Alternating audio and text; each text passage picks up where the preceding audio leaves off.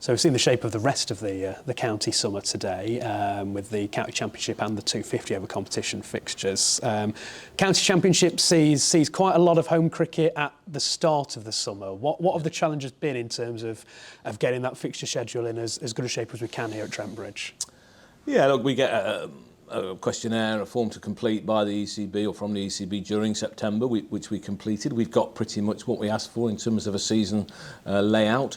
The challenges at a ground like Trent Bridge are, the number of pitches on our square, the expectations around international cricket for both men and women, the 100 tournament in August, and the expectation levels around the Blaze and fixtures for them at Trent Bridge, which we want to provide. So, as I've said for many years now, we're not just a men's county cricket club anymore. We have to deliver a lot of cricket to a lot of different teams. And on top of a lot of cricket, a lot of training facilities, nets, gym, outdoor nets as well. So there is a lot more expectation of Trent Bridge as a venue, and that is our job to put all those days of cricket on next year. Yeah. How much can supporter concerns, I guess, come into that makeup of the schedule? I look at Welbeck later on this summer in the 50 over competition, where those games have moved back to weekdays after the weekend travel's been fairly difficult in the last couple of years. Yeah, people have said that Sundays in particular is a difficult day to get to Welbeck. So, we have to work closely with Welbeck around their commitments. They're not just a cricket ground, they're a wedding venue. They're a sporting club, they have all sorts of activities going on. I think for them it works better midweek. I know for members it works better midweek in terms of getting there by transport and stuff like that.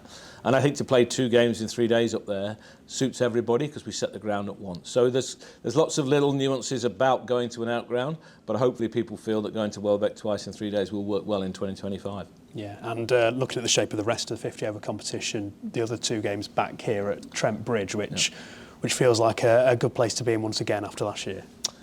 Yeah, although we didn't play very well, did we, on either occasion. But you're right, the members want to come to Trent Bridge. We want to play cricket at Trent Bridge, across all of our teams. So we'll be looking for improved performances in those 2 50 over games. How do you feel the 50 over competition's bedded into this part of the schedule? This will be the 5th summer, I guess, of this kind of fixture schedule. Yeah, look, for me, it's the best type of cricket to play behind the 100. I think hopefully everybody now realises the importance of the 100 from a playing and a financial state of the English game.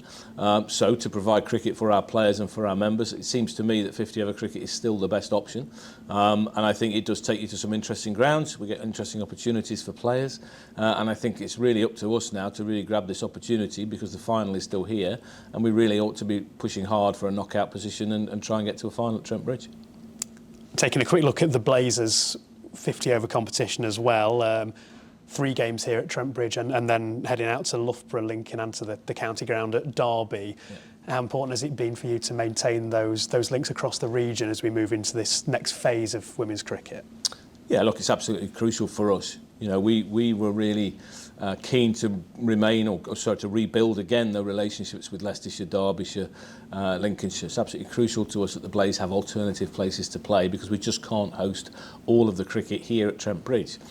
That's why they're called the Blaze, if you like. The name stays the same because we want our team to reflect our region. And we're very, very grateful to all of those grounds that you mentioned that they are hosting matches, whether it's in 50 or 20 over cricket next summer. With the majority of games now being here, that's fine, that's how it should be, but we do still need the support of our neighbouring counties. Yeah, and those games here are spread a little bit more evenly across the season as well after being sort of compressed into May last time, which feels like it must help the Blaze themselves feel more at home here and hopefully supporters get a little bit more connection. I hope so. I hope that we get good crowds for the Blaze matches. We did well last year in terms of the 50 over games and the T20. We'd like to think that would continue to grow in the future. But yeah, the girls, they live here at Trent Bridge now. This is their home. This is where they gym, where they train, and hopefully now where they play more as well. So what was the process like at the end of the season in terms of reflecting on what's just gone and starting those preparations for 2025? Well, the first thing was to have a rest, to get away from each other for a bit because it's a long season with lots of time spent together. So for the most part in October, I like to give everybody that time off, that time to breathe, some space, bit of contact through email, WhatsApp, but generally we like to have a breather. Then we start to re-plan, I suppose, to get back together. So early November is for fitness testing for the players, for one-to-one meetings with Pete and the coaching staffs, and a staff away day where we just go and look back on last year, where did it not go so well, what things can we take forward, and what do we want to implement for 2025 season around players, around overseas players, facilities, pitches, training methods, all that sort of thing that goes into the mix, so that Pete and the coaches can now get their teeth really into 2025 and trying to make sure that we perform better. And how is this first phase of pre-season going to work? I know Pete is away with a couple of tournaments until the new year, so how does that reflect on what happens here at Trent Bridge? So Pete has been here up until this weekend and has put everything in place, and now Paul Franks will take over and lead the programme for the next couple of months, which is a great learning opportunity for Paul. I think it's absolutely key that we succession plan with people who are already working here by giving them those opportunities to lead and to take experiences on. Pete goes off to coach, as you say, in 2 tournaments, but he will be, knowing Pete, he'll be in touch on an almost daily basis because he'll want to know what's going on and how things are moving. This day and age, a Zoom call or whatever is easily set up, so anything to do with player signing or player injuries or pre-season tour for next year, Pete will be all across that. But in terms of the day-to-day running of the coaching programme, Paul Franks will get that opportunity now. And I guess for both coaches and players, how useful can it be to spread those wings and take up opportunities in the winter, to sort of take in all the forms of cricket, other parts of the world ahead of the English summer? Yeah, I think it varies with players. We've got a number of players, as you know, playing for either England or England Lions. We've got a lot of players in that bracket, which is great and reflects very well on the club. We've also got players now going off to play grade cricket in Australia, which used to be a thing and then kind of died a little bit around COVID and stuff like that. But it's being reborn, I suppose, that idea. So Matt Montgomery, Calvin Harrison, both based in Melbourne. And they may get opportunities to play at a high level or certainly train at a high level, with Pete being over there with Melbourne Stars. So, yeah, look, if I was a young player and the option was 5 months in the UK or 5 months abroad, I know where I'd be going. We've seen 3 new homegrown players sign their first contracts, and the likes of Freddie and Farhan making that impact towards the back end of last season. Yep. With all that taken into account, what are the objectives for Pete and the coaching staff in this next 12 months? Well, look, to be better, to do better. We accept that 2024 was a poor season across all 3 formats, particularly Championship and T20, where expectation is high.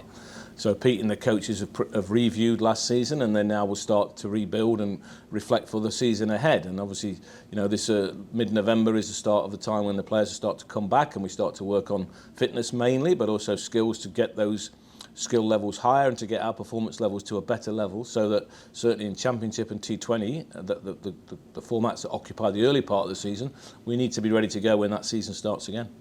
It does feel like the changing of the guard is sort of more or less completed now, with the likes of Luke Fletcher leaving the club and Stephen Mullaney retiring from playing cricket. How exciting is that as an opportunity, though, I guess, for some of those newer faces to stake a claim? Yeah, look, I think it's hugely exciting now. It's somebody like Rob Lord emerging at the back end of last year, and Conor McCurr coming to the club is a huge impact for us, and we respect totally what Luke did for us. He's a brilliant cricketer for us for many, many years. Now it's the turn of a new guard, like you say. We need Pennington, Tong, Stone to stand up. Brett Hutton is still a key member of that seam bowling attack. So that's a strength there. I think for the local players like Freddie and Farhan, they gave us glimpses at the back end of last year, and it's very, very encouraging what they've done, and now to get on the Lions tour as well. So it is an exciting time. It's a mix of experience and youth. But what ultimately Pete and the coaches need to deliver is a better performance on the field, and that's certainly what they're working on at the moment.